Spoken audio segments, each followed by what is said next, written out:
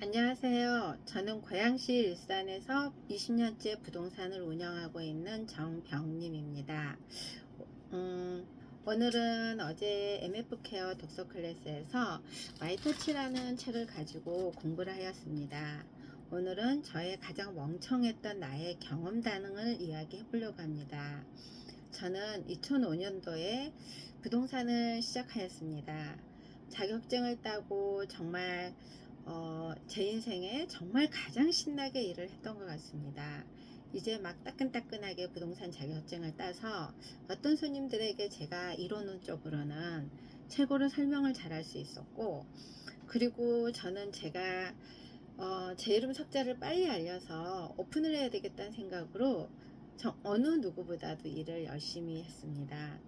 그 덕분에 저는 일찍 제 이름 석자를 알리기 시작했고, 2005년 하반기 2006년이 되어가면서 부동산이 상승기가 시작되었는데, 저는 그때 상승기가 뭔지, 하락기가 뭔지, 투자가 뭔지 아무것도 모른 채 저는 부동산 이론 공부를 한 그냥 부동산 자격증을 소지한 부동산 실장이었을 뿐인데, 그때 투자자 손님들이 엄청 와서 정말 1억을 가지고 집을 세 채를 사고 대출을 해서 월세를 넣고 이러면서 아주머니들이 그냥 그 말로만 들었던 그런 분들이 오셔가지고 몇 채씩 사고 하시는 거예요.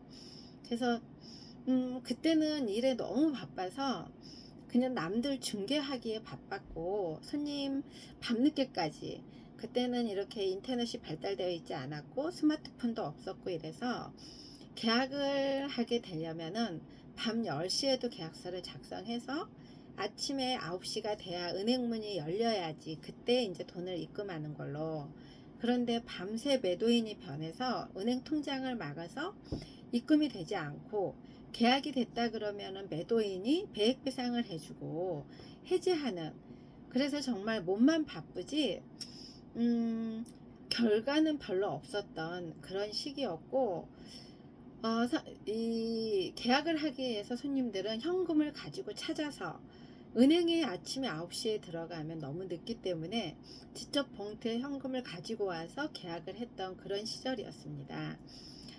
저는 그거를 지켜보면서 이렇게 투자도 하는구나. 그리고 오시는 손님들이 부채도 자산이다. 이러면서 부채를 잘 이용 레버리지를 하며 돈을 벌 수 있다는 그런 말들을 그때 처음 들으면서, 저는 투자라는 개념보다는 저희 아이들 학군이나 이런 것들로 좀 더 좋은 교육 환경을 만들어 주기 위해서 2007년도에, 그때부터 하락기가 시작되는지는 모르고 그때부터 집값이 좀 멈춰져 있었습니다. 그리고 한 3억 올랐던 게 한 5천 정도 떨어졌나?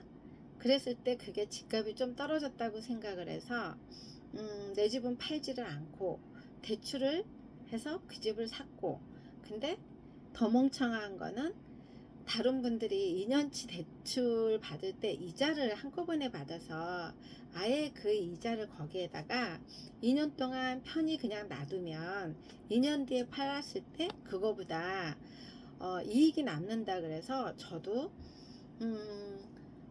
그냥 멍청하게 대출을 2년 대출 이자까지도 받아서 정말 그냥 배짱이처럼, 그게 우리가 콩나물이 그냥 이렇게 해놓으면 쑥쑥 자라듯이 그럴 거라고 생각을 하고, 배고픈 줄도 모르고 그냥 그렇게 보내다 보니까 이기식을 느꼈을 때는 이미 저는 지하 밑이 아니라 낭떠러지에 가 있었습니다. 낭떠러지에서 떨어져서 죽음의 순간을, 죽음의 문턱을 지금 넘어가고 있는 그런 시점까지 왔을 때도 똥인지 된장인지도 모르고 그냥 저는 집이 두 채인, 그냥 종부세도 그때 당시에 내고 이러면서 그 세금이 뭔지도 모르고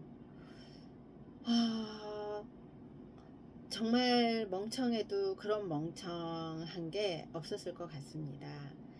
그러면서 그때부터 제 인생은 지옥을 경험하면서 이사를 가고 싶어도 집을 팔아도 집값이 반토막이 났기 때문에 대출을 갈아탈 수도 없었고, 집을 팔아도 제가 토해내야 되는데 토해낼 돈이 없었습니다. 제 수중에는 그달 벌어서 돈이 정말 기다리고 있다는 듯이 나가야 됐기 때문에 아무것도 할 수 없는, 오로지 저는 그냥 아침부터 밤늦게까지 일을 해서 어떻게 하면은 대출 이자 이걸 갚아야 된다는, 그리고 저는 그게 제가 직접 다 받아서 대출도 갚아야 되는 줄 알았습니다. 정말 그 시절로 다시 돌아간다면 저는 아마 못 버틸 것 같고요. 어, 뭘 몰랐기 때문에 어떻게 보면은 무섭고 두렵고 이러지만은 그냥 버텨낼 수도 있었던 것 같아요. 근데 그 기점으로 해서 저는 제가 어떻게 뭐가 잘못되었나를 다시 한번 피드백을 하면서 부동산 공부를 어떻게 보면 실질적인 공부는 그때부터 시작되었다고 생각을 합니다. 저처럼 잃지 않는 어떤 사람도 이 자산이 저한테는 집 한 채 있는 게 다 무너지니까 다시 일어선다는 거는 하늘이 노랗고, 정말 아이들이 아니었으면은 저도 지금 이 자리에 없었을 것 같습니다. 제 주변에도 그런 걸로 인해서 자살하신 분들도 계셨고요. 저도 제가 자살할 수 있는 사람이 부러울 정도였으니까. 하지만 저에게는 부족한 아들이 있었고, 그리고 어린 딸이 있었고, 그걸 두 아이를 제가 생계를 책임져야 됐기 때문에 죽지 못해 산다는 그런 걸로 살고 있었고, 파산을 하고 싶어도 파산을 하면 제가 그나마도 부동산 일을 하는 이 자격증을 가지고 일하는데 그거마저도 없어질까봐 한 달에 모든 벌어서 대출 이자 갚으면서 정말 지금 생각해도 안담하네요. 하지만 제가 그 경험이 없었다면 제가 다시 부동산으로 인해서 성공하지는 못했을 것 같습니다. 그냥 다른 사람들하고 같이 부동산 중개만 하면서 수수료 받으면서 그냥 일이라고만 생각을 했을 건데, 저는 그때부터 제가 뭐가 잘못되었나, 그리고 처음부터 이거를 다시 공부를 했어야 되는, 그래서 투자자 공부를 그때부터 시작을 했고, 조선시대 투자부터 시작을 해서 그 20년대, 30년대, 40년대, 50년대, 60년대, 70년대, 그리고 변경이라는 책을 읽어가면서 그때 사람들은 어떤 식으로 투자를 했고 투자의 레버리지는 어떻게 쓰나, 정말 부동산에 관한 책은 모두 읽었던 것 같습니다.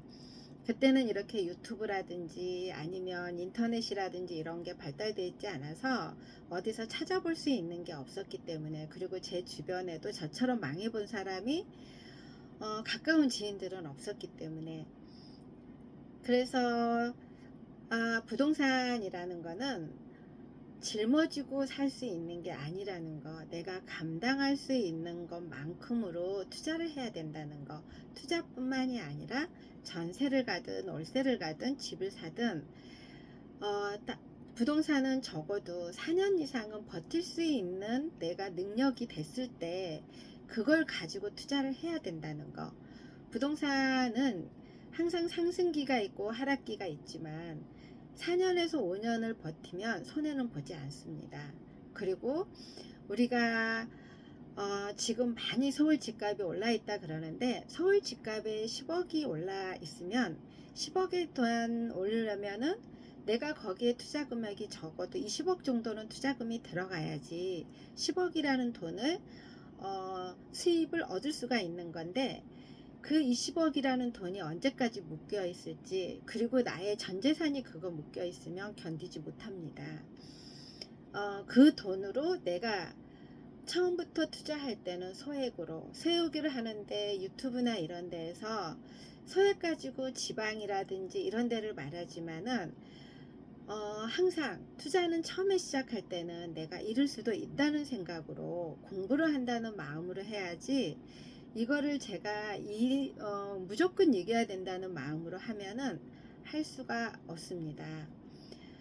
그래서 저는 그 공부를 계기로 많은 투자자들을 상대를 했고, 투자자들에게 어, 투자를 잘해서 이익을 많이 나게 해줬고, 저 또한 그렇게 공부를 하면서 그때 잃어버렸던 전 재산의 10배 정도는 지금은 제가 수익을 나고 있습니다.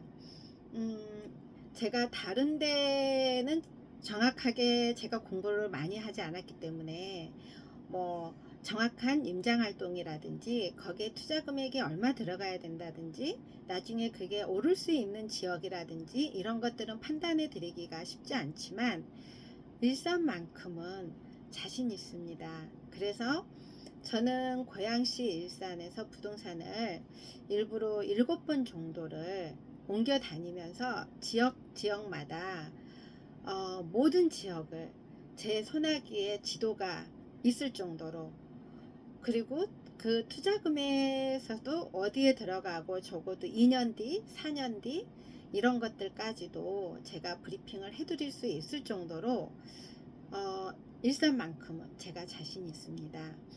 음, 부동산 투자뿐만이 아니라 주식도 그렇고 비트코인도 그렇고 직접 공부를 정말 하지 않으면 이길 수가 없습니다. 그리고 부동산은 특히나 빼고 그냥 사고 팔고 이런 걸로 해서 돈 벌 수가 없습니다. 최소 4년에서 5년은 제가 묶어둔다고 생각하는 금액으로, 내가 이거를 없어도 4, 5년 정도는 버틸 수 있는 돈으로 그 정도 생각을 가지고 그 정도 금액으로 투자를 해야지 이익이 날 수가 있습니다.